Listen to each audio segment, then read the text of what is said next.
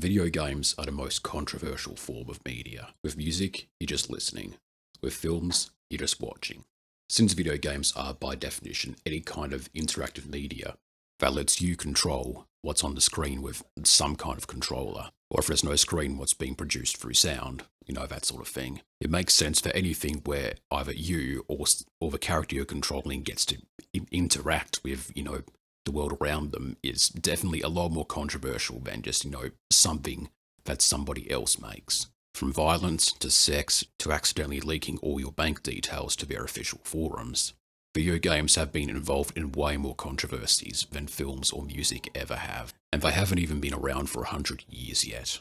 We've all heard of controversies regarding violent games where they allow the player to act out some kind of violent fantasy, most notably Manhunt, to allowing players to act out their sexual fantasies, like this game, for example. Since the first video game was released in 1958, it's about 65 years ago, and there are definitely people older than 65 still living today. It's pretty easy to track what the first video game that caused any kind of controversy was. So what's the first video game that caused any kind of controversy over its contents? There might have been an instance somewhere in Florida where someone accused Pong of being satanic and practicing witchcraft, but I'm not here to talk about that.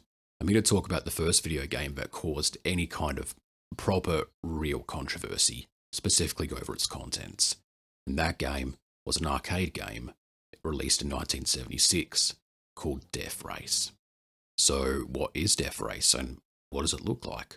Now, since I live in Australia, there's obviously not an arcade cabinet containing Death Race floating around anywhere in my country, really. I obviously couldn't go out and play the original by myself, but I did manage to find a recreation of Death Race that somebody did on itch.io. Here's what the page looks like, and I'll also include a link in the description. You can get it for free if you want, but I personally tipped the developer $10 because, they did a pretty good job of preserving video game history. I'm just going to show the first ever playthrough I did of Death Race by myself and show you all the horrors that lurk in the first ever controversial video game of all time. Prepare to be shocked. Yep, this is Death Race. Play 2 players. It's pretty much what the original looked like because, this was before colour existed. I'm just going to go with 1 player. Okay, Jesus Christ. Okay. So, you have to hold the up button just to go forward. And yeah, everything else are the other buttons, left, right, and down. Sort of have to hold the up button just to move. Oh, your car also gets stuck on a body. Come on. Ah. Come on. Yeah, gotcha. Come here, you. Ah, come on. Come here, you. Ah, Jesus. Tough to... What? I can't... Oh, I'm stuck in the body. Okay, never mind. Okay. I'm not sure if that was in the original or not. If it is, faithful recreation. If it's not, then yeah... I mean, it was just a weekend project. I can forgive a few mistakes. Yeah, gotcha. Ta-da. Yeah. Ah, come on. There.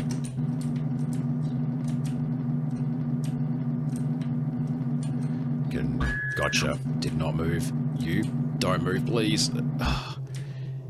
Yeah, not the most realistic turning circle of this car. Ah, ended.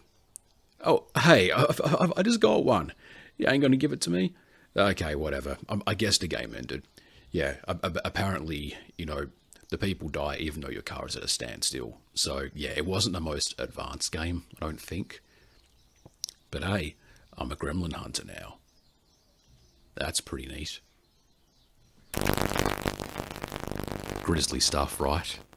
Okay, look, I mean, one thing you have to understand is that games back then were just white dots moving on a black background. Oh yeah, and by the way, like, unlike movies back then, video games had no kind of rating system for what age you have to be to play this sort of game. Okay, so music didn't either, but video games were you controlling what's happening on the screen. So it does make sense that, some parents, actually a lot of parents, and also a lot of politicians were caught pretty off guard with Death Race. I mean, it's not like the enemies were like shooting at you or trying to swing the sword at you. It was just defenseless little gremlins and you were running them over with a car. Well, more like a few tiny dots representing a car, but it was car-shaped nonetheless. And you were the one controlling it. I'm pretty sure I've showed a picture of the actual arcade cabinet like twice, but here's what it is, just so you know what it looks like. So it wasn't just like some little up, down, left, right D-pad or some kind of joystick controlling the car. It was like an actual steering wheel. And using the steering wheel to simulate doing nothing but, running people over. Death Race does, on the surface, look pretty tasteless, and expects the player to take great glee in acting like a complete dick fuck on the road. But the thing about Death Race is that it was never intentionally made to be tasteless. It originally started life as an arcade game called Destruction Derby, and this is where the whole car part of the game started. As you can see, the car sprites in Destruction Derby and Death Race are, well, the same. Destruction Derby itself was pretty successful. Exidy shipped around a fair few cabinets, mostly to the Chicago area where they were based. Well, sometime in 1975, the developers saw a movie called Death Race 2000. The movie was an intentionally campy B-movie made by Roger Corman, who was known back then as the king of B-movies. Back then, these sorts of B-movies were technically in the same vein as horror movies are today. Basically just cheaply made films who rely on, shock humour and excessive blood and gore to sell to the late night crowd who are, wandering around the streets late at night looking for something to waste their time in around midnight. So after watching Death Race and seeing how decently popular it was, Exodus decided to reskin Destruction Derby and replace the other car sprites with pedestrians. The original Death Race 2000 was about, a gang of underground racers, somewhat similar to Fast and Furious, who would win their races by damaging each other's cars and also running over pedestrians for a few extra bonus points. So yeah, the game was specifically retooled to, capture the late-night B-movie R-rated, silly, humorous shock value. So XD retooled and reskinned their Destruction Derby game and called it Death Race and released that a year after Death Race 2000. The game was first released in Chicago and made its way around the Midwest and eventually to the western half of the US. But when the game got from Chicago to Seattle, that's when the controversy started. Because it was in Seattle where the first newspaper article was produced about Death Game and its shocking contents. And then, of course, Death Race's reputation for its gory tastelessness for rewarding the player for running innocent people over eventually made its way to New York Times. More and more articles got written about Death Race and how it was stimulating the act of running people over with your car. And then eventually, psychologists, council members, and high-ranking politicians started hearing about Death Race.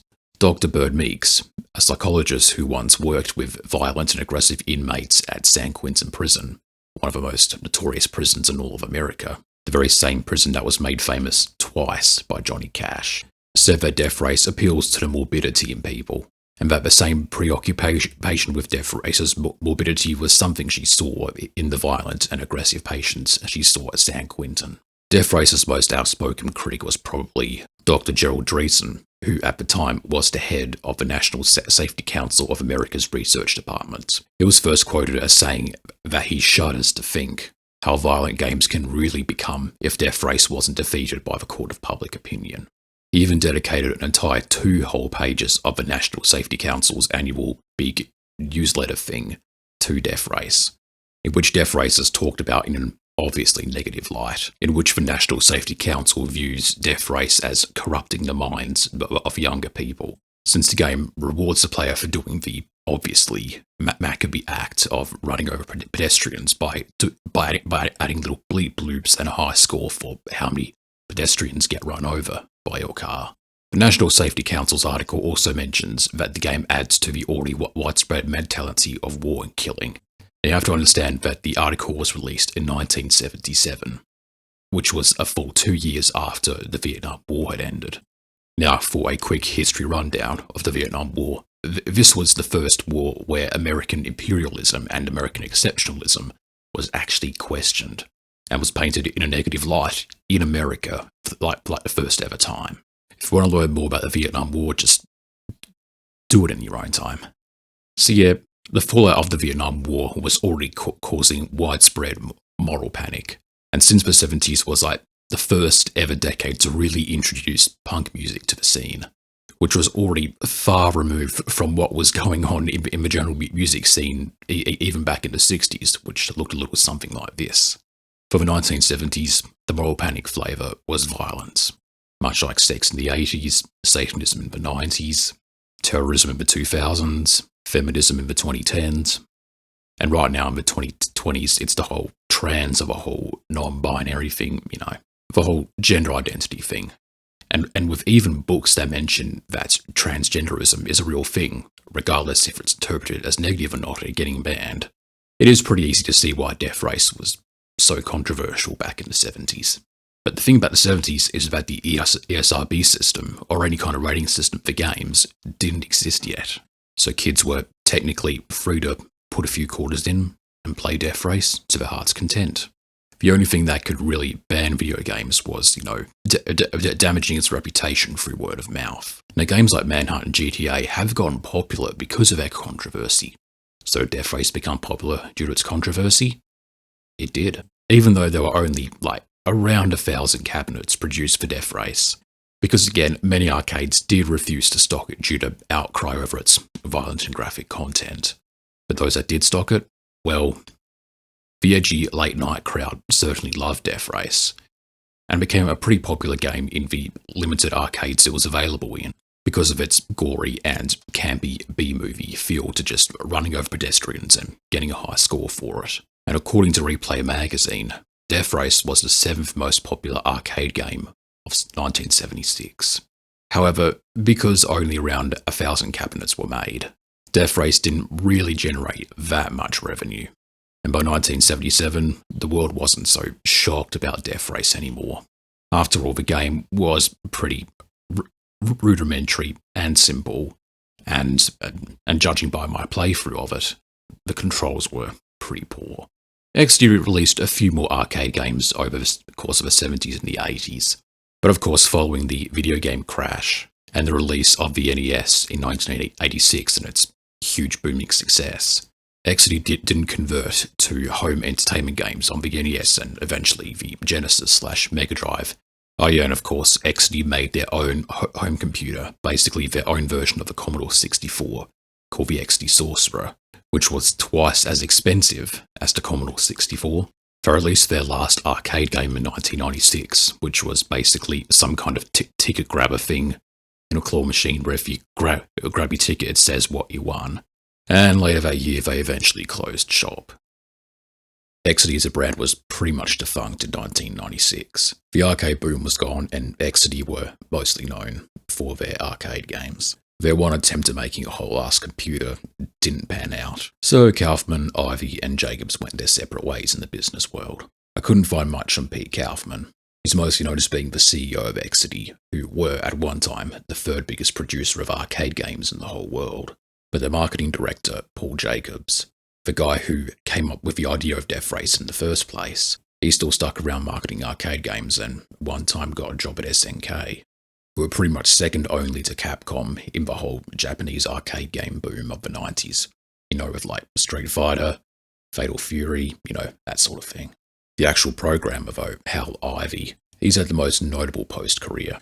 Much like Jacobs, he also worked for a Japanese arcade game company, most notably Sega, and he was part of the programming team that made Outrun 2 and Virtua Fighter, the first 3D fighting game. He's since left the world of video games and he's now in the medical field. He mostly works in designing and programming all kinds of weird lab equipment. So even if those three, Kaufman, Jacobs, and Ivy, have pretty standard resumes on their LinkedIns with buzzwords like innovation officer or computer system, stuff that makes your face go when you read them, they were responsible for the first ever violent and properly controversial video game. It's stuff like computers and technology and Sega and arcades and nanobots don't exactly get the girls all tingly at the bar, saying that you were directly responsible for the first ever controversial video game. That's bound to add plenty of spice to your resume, and probably some spice to the bedroom as well.